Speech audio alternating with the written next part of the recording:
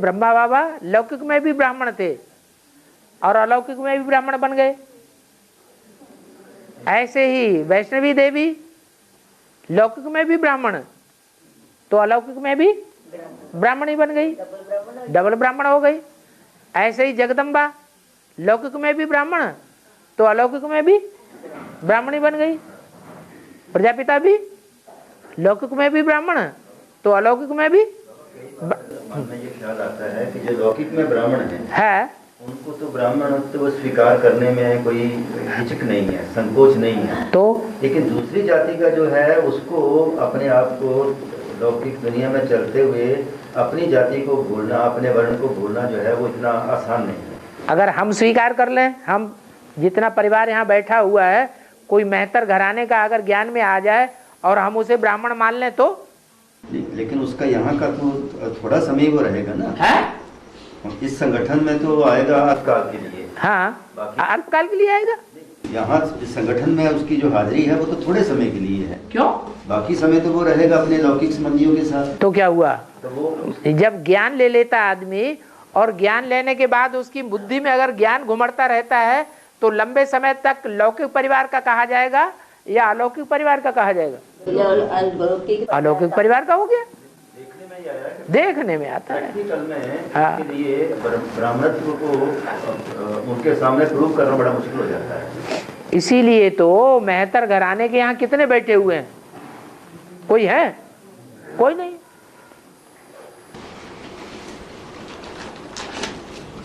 क्या? स्वीपर, भंगी, बंगी, बंगी।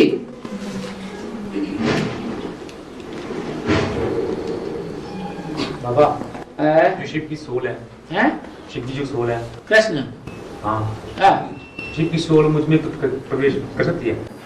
कृष्ण की सोल, शिव है जो सोल है ना, यो शिव, हाँ, शिव, हाँ, उसकी सोल मुझ में प्रवेश कर सकती है।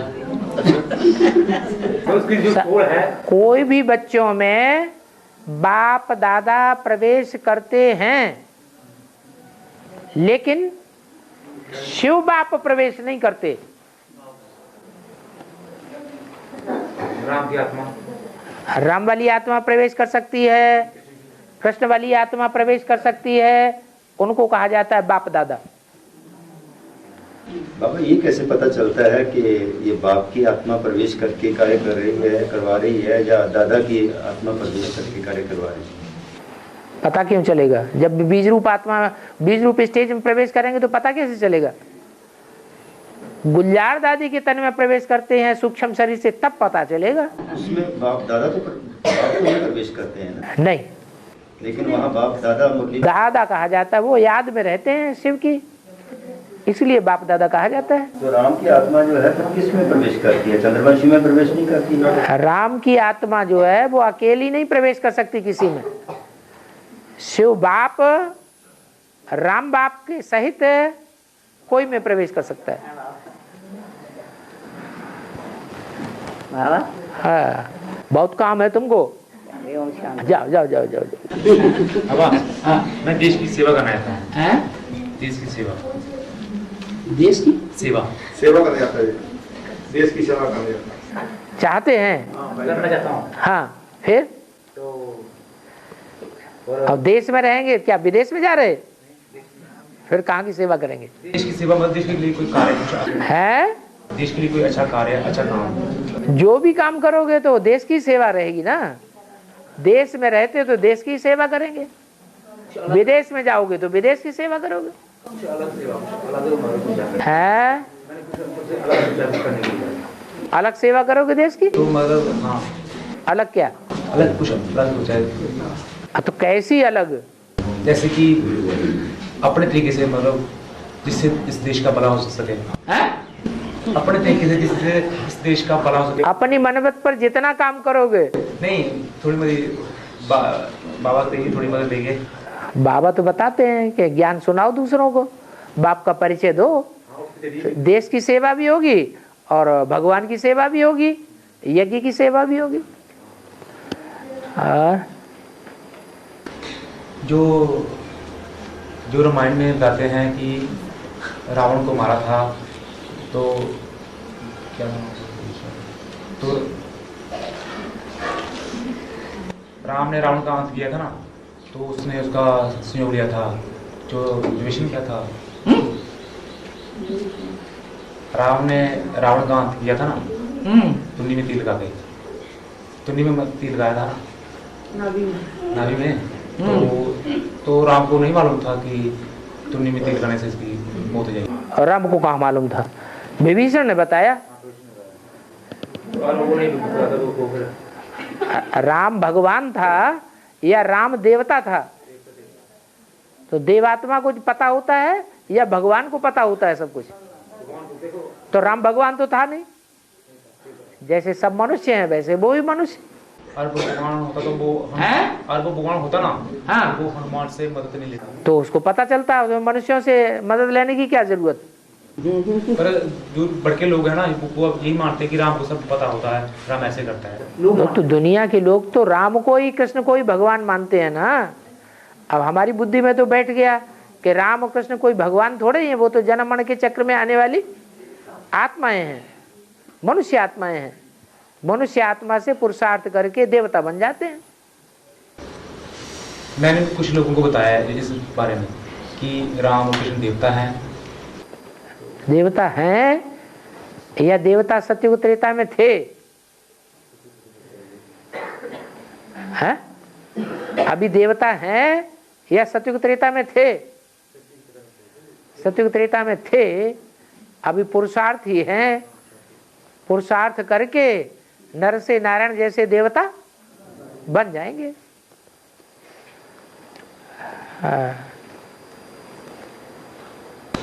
बाबा, असुर हमेशा शिव के भक्तों के ऊपर अत्याचार क्यों करते हैं? और असुर असुर असुर शिव के भक्तों के ऊपर अत्याचार क्यों करते हैं? उनका नाम ही है असुर। सुर माने एक दूसरे से सुर मिला के नहीं चलना है। एक ने कही और दूसरे ने मानी, ऐसे वो नहीं करेंगे। उनका काम ही है, एक अगर एक बात कहेगा तो दूसरा दूसरी बात कहेगा, काट जरूर कर देगा।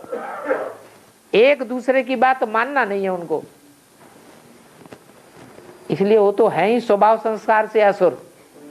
असुरों का काम ही है दूसरों को दुख देना, भड़काना, भड़काते हैं ना, एक दूसरे की चुगलियां करते हैं ना। बाबा, अभी वर्तमान में सूक्ष्म सोच का बड़ा पाठ चल रहा है, बड़े जोर से। अभी जोर से नहीं चल रहा है, लेकिन जब पुरजोर से मौत का बाजार लगेगा दुनिया में, जोर से भूकंप आएंगे और भूकंप में बड़ी बड़ी बिल्डिंगें गिरेंगी, तो ज्यादा मरेंगे या अभी ज्यादा मर रहे हैं? उस समय ढेर के ढेर अचानक मौतें होंगी, तो ढेर के ढेर इविल सोल बनेगी। उस समय तो क्या हाल हो जाएगा मनुष्यों का। एक एक में ढेर की ढेर आत्माएं प्रवेश करेंगी। बाबा, क्या वो पापात्मा में प्रवेश करेगी, पवित्र आत्मा में? पवित्र आत्मा में प्रवेश कैसे करेंगे? जैसे जो जन्म जन्मांतर की श्रेष्ठ आत्मा है, उसमें एक शिव ही आ सकता है कि दूसरी आत्माएं आ सकती हैं।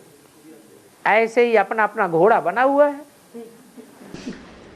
बताते नहीं है, गिनेगी कि किसी के साथ हिसाब किताब होगा वो भी तंग करते हैं। इसके साथ हिसाब किताब है। हाँ, वही आवेगी। 63 जन्मों का हिसाब किताब नहीं है, प्रवेश करके खत्म करेंगी।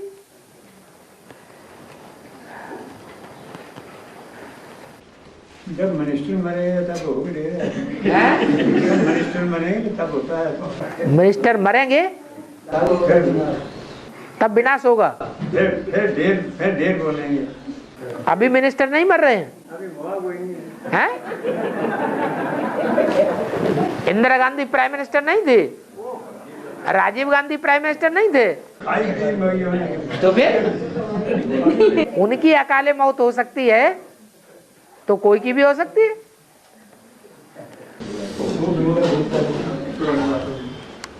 बाबा, ये भी पाठ होता है, सूक्ष्म शरीर धारण करना, ये भी उनका पाठ होता है। बिल्कुल। एक इंदिरा गांधी मोदी तो आज 11 मर गए थे, बाकी उसके साथ ऐसे जब मरेंगे ना तब मरता हूँ। संगम युग में सूक्ष्म शरीर धारण करना माना पाप आत्मा ज्यादा बनना। जन्म जन्मांतर के ज्यादा पापात्मा है। अभी हमारे जम्मू में एक स्थान है, भावा तालाब बना हुआ है, वहाँ पर कम से कम 200 समाधियाँ वो सभी सूक्ष्म आत्माओं की बनाई गई है। यहाँ पे एक तालाब बना हुआ है। हाँ जी, हाँ जी। बाबा ये कहते हैं कि ऐसे करने से उम्र बढ़ती है, ऐसे करने से उम्र घटती है, जी उम्र घटने और बढ़ने का क्या चक्र है? अच्छे काम करेंगे तो उम्र बढ़ेगी। जैसे बाबा कहते हैं योग लगाएंगे, अच्छे योगी बनेंगे तो जन्म जन्मांतर की उम्र बढ़ेगी, इस जन्म में भी बढ़ जाएगी। और योगी नहीं बनेंगे, भोगी बनेंगे, तो भोग करने से क्या होगा, उम्र खत्म हो जाएगी। जन्म से नहीं तय होती। भोगी बनने से उम्र कम होती है और योगी बनने से उम्र बढ़ती है।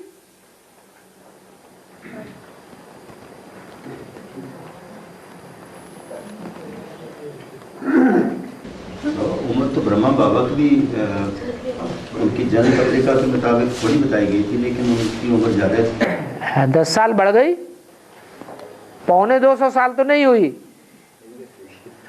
होनी कितनी चाहिए, 250 साल होनी चाहिए।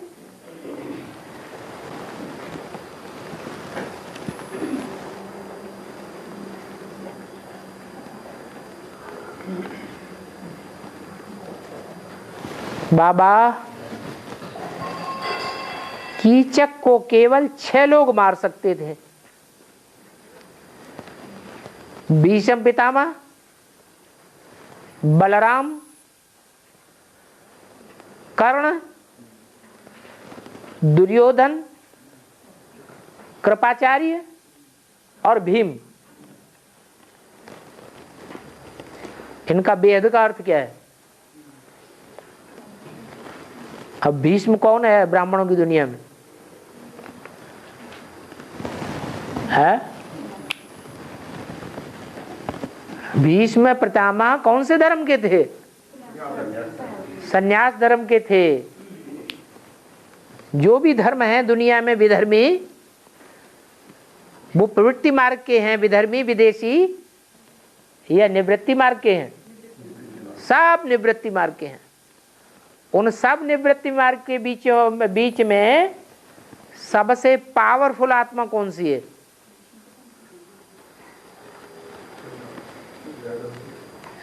भीष्म पितामह।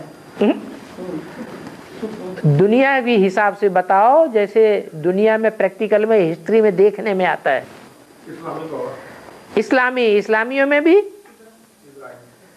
इब्राहिम जो ऊपर से आता है वो, या इब्राहिम जिसमें प्रवेश करता है वो, या जिसमें प्रवेश करता है उसको जन्म देने वाला है वो? जो जन्म देने वाला है वो उन सब इस्लामियों का बाप है, वो भीष्म पितामह हुआ। पावरफुल आत्मा है। तो वो तो ब्रह्मचारी बोलते हैं ना, ब्रह्मचारी था है। भीष्म पितामह ने शादी थोड़ी की थी। हाँ, नहीं शादी की तो पावरफुल होगा या कमजोर होगा? नहीं, पावरफुल था। हाँ, पावरफुल था। तो नहीं, आप बोल रहे हैं थोड़े उसी के बीच से बोला ना आपने। हाँ, तो फिर उसने संतान कैसे पैदा की? उसने संतान कैसे पैदा की? कहाँ संतान पैदा की? उसके बाप के बारे में बताया ना दीदी है? उसके बाप के बारे में बताया माता जी का। भीष्म पितामह का पिता वो तो शांतनु था। हाँ, शांतनु। जिसको शांति नहीं है उसे कहते हैं शांतनु। अच्छा ना, हाँ। महाभारत की जब शुरुआत होती है तो पहला व्यक्ति किसको उठाया? शांतनु। कौन है शांतनु? अरे किसको शांति नहीं है, एक के बाद दूसरी शादियां करता जाता है। हाँ? अभी तो बताया किसी माता ने, प्रजापिता।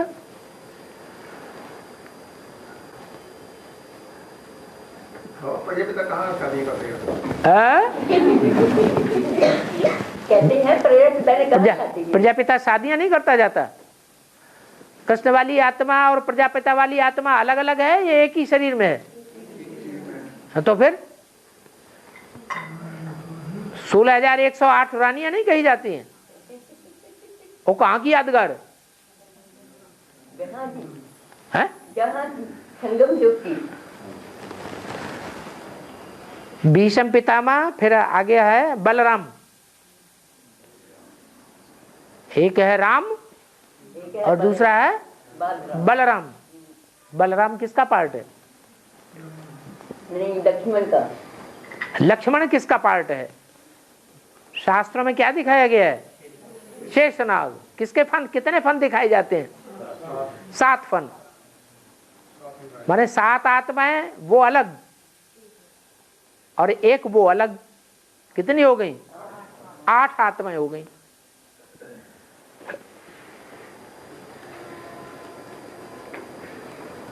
जो बलराम है, जिसको 7 फण दिखाए जाते हैं, 7 रक्षक के रूप में हैं।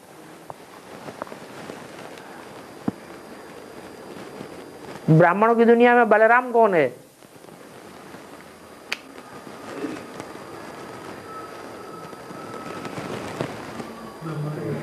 है? बलराम अगर ब्रह्मा बाबा है, फिर कृष्ण कौन है?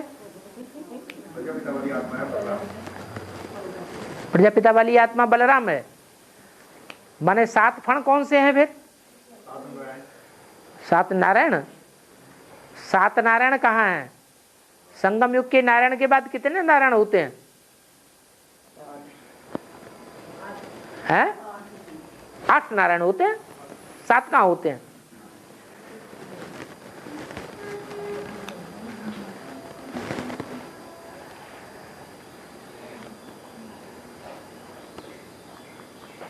उनका हथियार कौन सा दिखाया जाता है? यह हल क्या चीज है? हल भी कोई हथियार होता है? हल कोई हथियार है क्या? हल से किया क्या जाता है? हैं? हैं? हाँ, धरनी चीरने का काम किया जाता है हल से। और धरनी किसे कहा जाता है?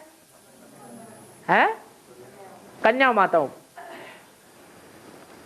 शिव के मंदिर में जो बैल दिखाया गया है, वो किसकी यादगार? बैल क्या करता है? हल चलाता है।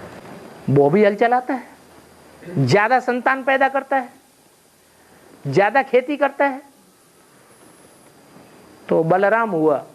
उसके बाद जितने भी हैं नारायण के रूप में आने वाले, उसके कुर्मा गोता में वो कितने हैं?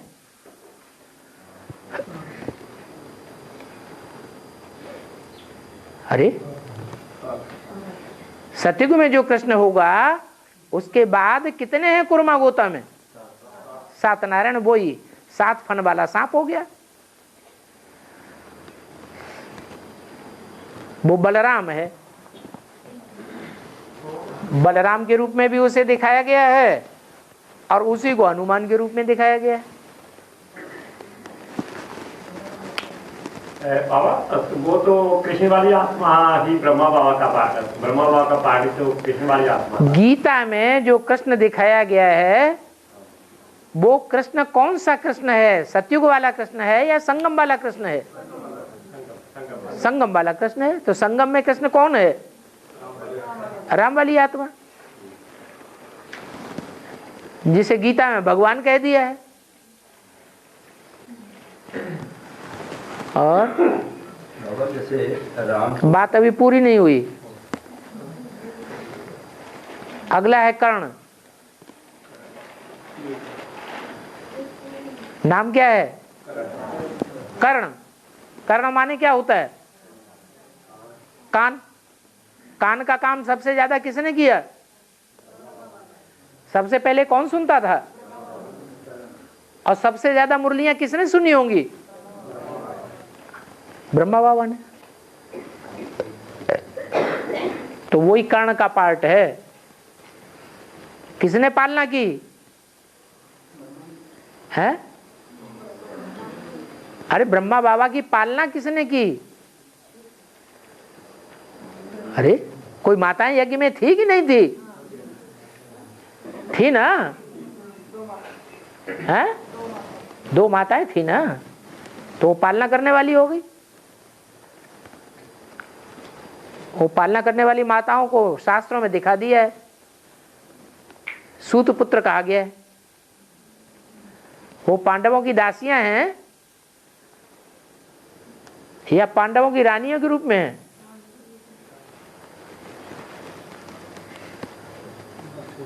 माता पिता को क्या कहा जाता है? दासी के रूप में कहा जाता है। पत्नी है तो भी दासी है, माता है तो भी बच्चों की दासी है। और उसका बाप कौन था? जन्म देने वाला कौन था? कौन है? सूर्य। उसका प्रैक्टिकल रूप क्या? रामबली आत्मा। सभी पांडवों में सबसे बड़ा था या छोटा था? सबसे पुराना, सबसे बड़ा था। तो कर्ण भी हो गया। दुर्योधन युद्ध करने की कला में जो बहुत दुष्ट युद्ध करता था। सभी पुरुषों को क्या कह दिया? कन्याओं माताओं के साथ जो विकारों का युद्ध होता है उसमें दुष्टता ज्यादा कौन करता है? कन्याएं माताएं ज्यादा दुष्टता करती हैं या पुरुष ज्यादा दुष्टता करते हैं? बूढ़ी माता धड़ाधड़ बोले चली जा रही।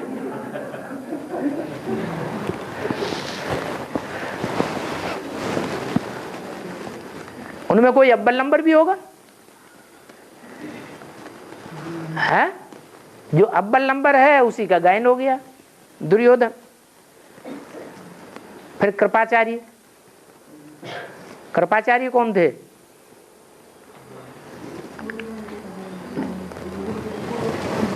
पांडवों के गुरु। वो तो हैं गुरु जी महाराज, हठ योगी। और भीम। कीचकों को किसने मारा था? भीम ने मारा था। अब बात आती है कीचक कौन? मुरली में बाबा ने परिभाषा दे दी है। जो ब्रह्मा कुमारियों के पीछे पड़े रहते हैं गंदा करने के लिए, उनको कीचक कहा जाता है। कीचक माने गंदे, अति व्यभिचारी।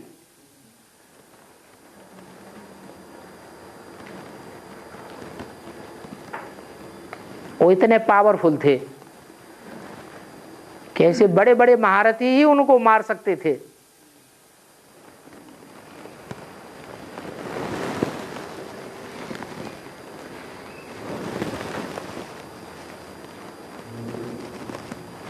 इसी बात से उनको पता लग गया। कौरवों को क्या पता लग गया है कि पांडव कहां छुपे पड़े हैं?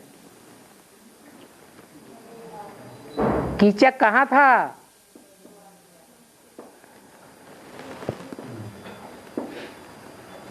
जानते हैं उसके परिवार में, उस राजा के यहां था।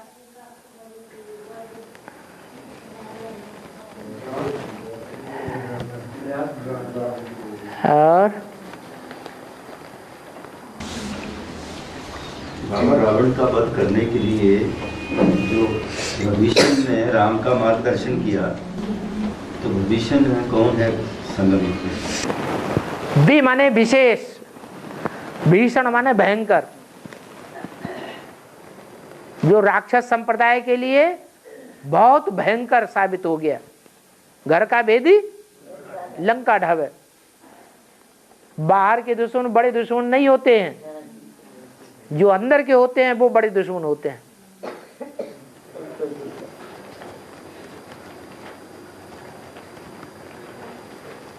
तो राम कौन है?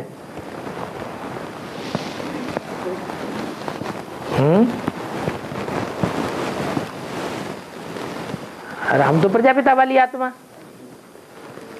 और उसको इशारा देने वाला कौन है?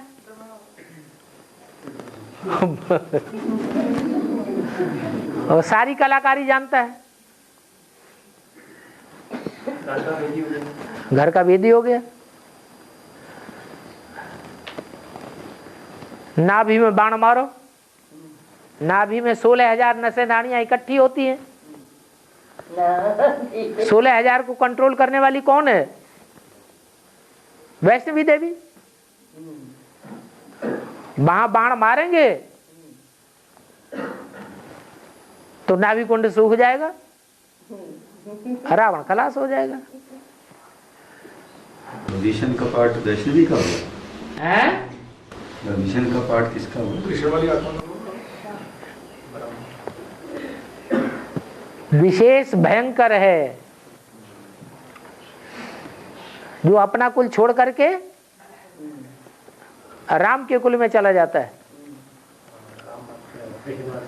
हैं? हाँ, रावण संप्रदाय को छोड़ देता है, दूसरे कुल में ऐड हो जाता है।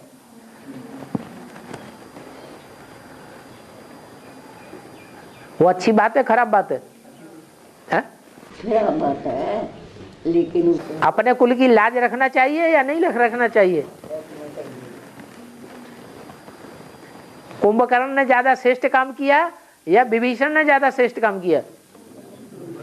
है? कुंभकर्ण भी जानता था, अपने भाई को समझाता भी था कि तुमने गलत काम किया, फिर भी मैं साथ तुम्हारा दूंगा, कुल की बदनामी नहीं कराऊंगा। हाँ।